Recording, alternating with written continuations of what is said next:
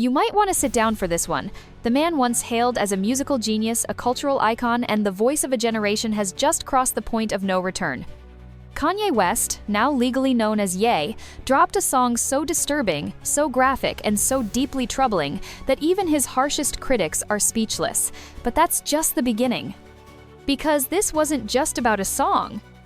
It was a full-on confession of childhood trauma, of disturbing behavior, of shocking relationships, and of beliefs that place him far beyond the boundaries of decency. Brace yourself, because what you're about to hear is not just controversial, it's devastating. Welcome to Tea Time with Moon, and I'm your host Moon, and brace yourselves for this one. On Monday, Kanye released a new track titled Cousin. And what's in this song has left the internet reeling. In explicit, unfiltered verses, Ye admits to engaging in sexual acts with his own male cousin as a child. He raps, "Hanging with my cousin, reading dirty magazines, we seen some N-words kiss and we ain't know what that mean. Then we start reenacting everything that we had seen. That's when I gave my cousin head." He repeats the line, "I gave my cousin head" multiple times, almost as if he's trying to drill the trauma or the shock into our minds. This isn't metaphor. This isn't art. It's confession, plain and raw. He then goes further, writing in a message accompanying the song, "This song is called Cousin. Saying about my cousin that's locked in jail for unaliving a pregnant lady a few years after I told him we wouldn't look at dirty magazines together anymore." Kanye seems to be blaming himself. He writes, "Perhaps in my self-centered mess, I felt it was my fault that I showed him those magazines when he was 6, and then we acted out what we saw." The emotional weight of these revelations is staggering. And while some fans try to explain this as Ye seeking healing through music, others are devastated. Because this isn't just about him anymore. He dragged his family into this. He dragged his past into the spotlight. And worst of all, he's doing it with zero regard for how this affects his children. Ye said, "My name is Ye, and I sucked my cousin's D till I was 14. This isn't just trauma, it's a cry for help wrapped in ego and broadcast to millions." Now, let's be clear. Childhood sexual trauma is real. It's complex. But publicly sharing these kinds of stories with such graphic detail and setting it to music feels more like shock marketing than vulnerability. And it doesn't end there. Kanye has also been opening up about his use of nitrous oxide, laughing gas. He admits it doesn't help, only puts him in a trance. In his words, "Nitrous don't help me. It just puts me in a trance. I'm talking about euphoria. I am not talking about a man." He then goes into a segment that appears directed at his wife, Bianca Censori. "As long as you don't leave me, I'll probably be all right. That one time you left me, I didn't sleep that night. I took 10 perks to get high, pray that I don't die." We're witnessing a mental and emotional collapse in real time. And this isn't the first time Ye's used public platforms to overshare. It's becoming a pattern of self-destruction with collateral damage. His children, his family, and yes, his fans. Let's talk about the kids. Kanye said he hasn't seen his son Saint all year.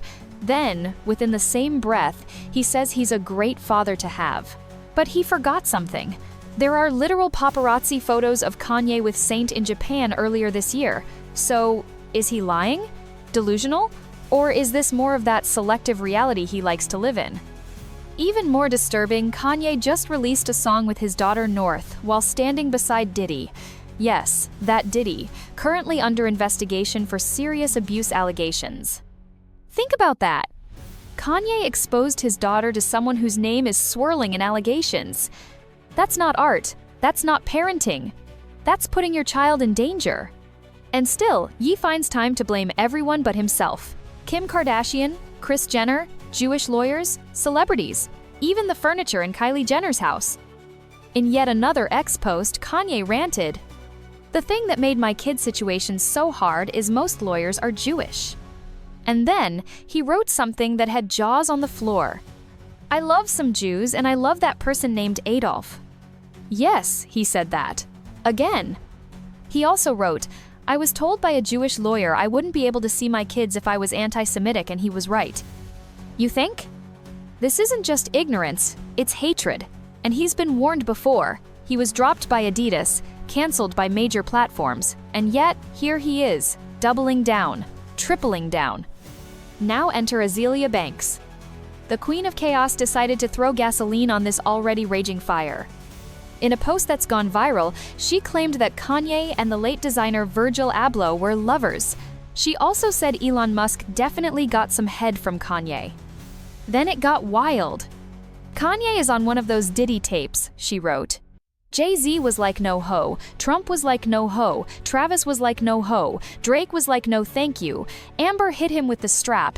Kim thought she could, but vomited on his back and started crying. Chris yelled cut. Yes, this is real. This is where we are. Azelia's post alone has over 230K views, and it's reigniting every rumor, every whisper, every theory about Ye's private life. Let's zoom out. This is the man who once stood on stage and said, "George Bush doesn't care about black people." The man who made 808s and Heartbreak. Who redefined music with My Beautiful Dark Twisted Fantasy. Now, he's dropping songs about incest, admitting to sucking his cousin's D, praising Adolf, aligning his children with accused predators, and claiming he's still the greatest dad. This is a legacy burning in real time, and we're watching, helpless. There's too much to unpack here. Too much hurt, too much madness. And through it all, our hearts break not for Ye, but for his children. North, Saint, Chicago, Psalm. They didn't ask for this. They didn't ask to be pawns in their father's public breakdown. They didn't ask to be used as shields, as props, as emotional hostages.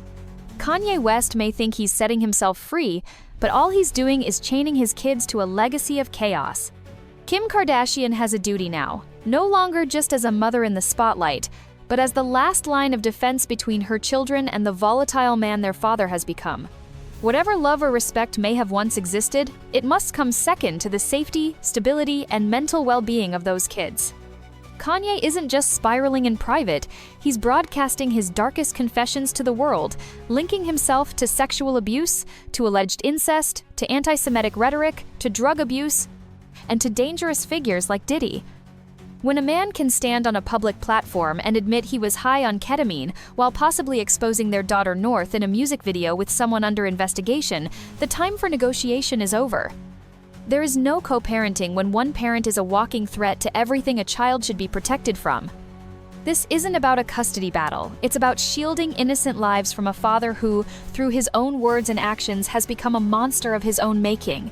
Kim must draw the line. For the sake of Saint, Chicago, Psalm, and North, she must make sure they are never alone in a room with Kanye West again. Let me know what you think in the comments. Are we witnessing a man trying to heal, or a man fully unraveling? Is Ye's truth finally setting him free, or burying him deeper? Subscribe to Tea Time with Moon for more jaw-dropping breakdowns. We'll keep sipping the tea so you don't have to. And if you're still shocked, so are we. This is Moon, signing out.